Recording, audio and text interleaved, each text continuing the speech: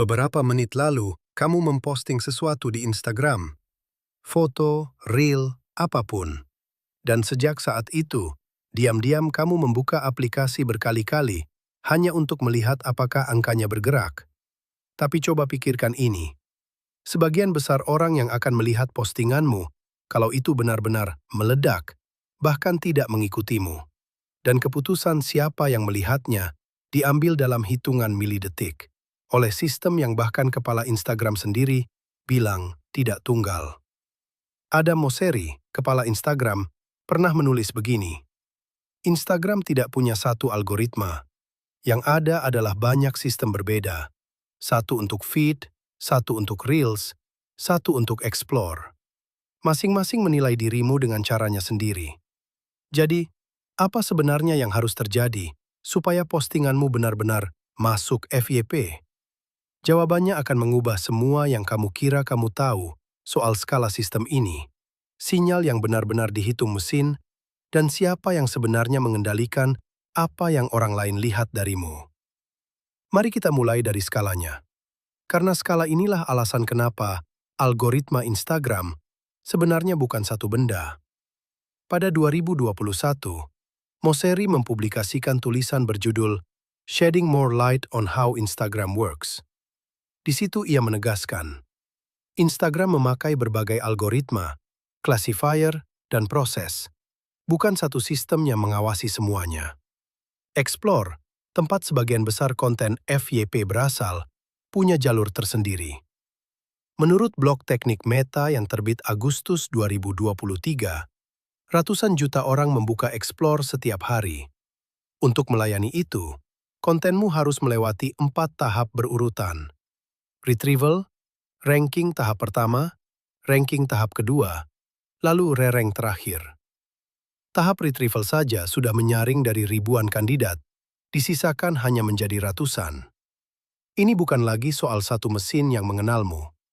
Ini soal berapa banyak mesin kecil berlomba menyaring dirimu dalam hitungan milidetik sebelum kamu sempat menutup jarimu dari layar.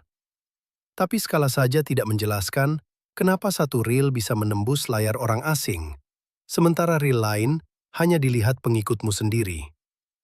Mosseri sendiri membagi ini menjadi 2 istilah. Connected reach, jangkauan ke orang yang sudah mengikutimu, dan unconnected reach, jangkauan ke orang yang belum. Unconnected reach inilah yang sebenarnya kita maksud kalau bicara soal FYP. Untuk kedua jenis jangkauan itu, 3 sinyal yang paling menentukan selalu sama.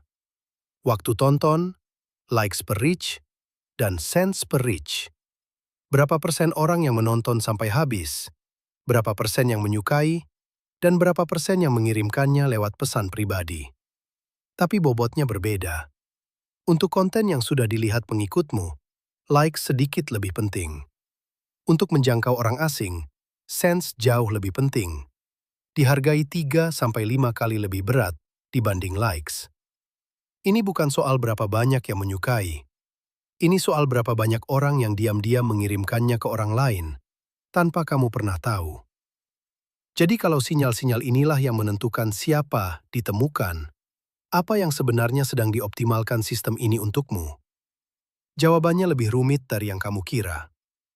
Bulan Juli 2022, Instagram mendorong rekomendasi dan Reels lebih keras dari sebelumnya.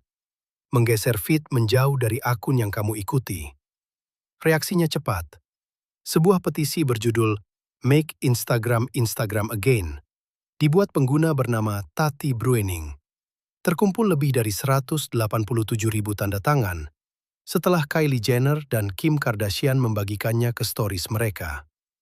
Salah satu dari mereka menulis, "Berhenti berusaha jadi TikTok. Aku hanya ingin melihat foto teman-temanku." Mosseri merespons langsung. Dalam wawancara dengan jurnalis Casey Newton, ia mengakui, "Kami perlu mundur selangkah soal berapa persen feed yang berupa rekomendasi." Tapi pengakuan itu bukan akhir dari cerita. Bertahun-tahun setelahnya, dalam laporan pendapatan Meta, Mark Zuckerberg justru melaporkan sebaliknya. Sistem rekomendasi terus diperluas, dan pada 1 kuartal, ia mengklaim perbaikan sistem itu menaikkan waktu yang dihabiskan orang di Facebook 5% dan di Instagram 6%. Ini bukan permintaan maaf yang berhenti di situ. Ini pengakuan bahwa arahnya sudah ditentukan, dan 187.000 orang yang memintanya berhenti tidak pernah benar-benar mengubah itu. Kita menyebutnya organik. Kita bilang, kalau kontenmu bagus, ia akan menemukan audiensnya sendiri. Tapi bagaimana jika itu bukan soal bagus sama sekali? Bagaimana jika FYP bukan hadiah untuk kualitas, tapi hanya prediksi soal siapa yang tidak akan menggeser jarinya dalam 3 detik pertama? Beberapa menit lalu, kamu memposting sesuatu di Instagram, dan di baliknya, lewat berlapis-lapis mesin kecil yang menyaring ribuan kandidat sampai tersisa segenggam, lewat sinyal yang diam-diam menghitung siapa saja yang mengirimkannya ke orang lain, lewat sistem yang sekali mengaku perlu mundur selangkah, lalu terus berjalan maju, sebuah keputusan sudah diambil tentang siapa yang akan melihatnya dan siapa yang tidak. Bukan berdasarkan seberapa bagus itu, berdasarkan seberapa sulit orang asing berhenti menontonnya. Malam ini, kamu akan membuka Instagram lagi dan diam-diam menggeser layar ke Insight, berharap angkanya bergerak. Dan kamu, seperti kebanyakan orang, bahkan tidak sadar, kamu tidak pernah benar-benar tahu apa yang sedang dinilai.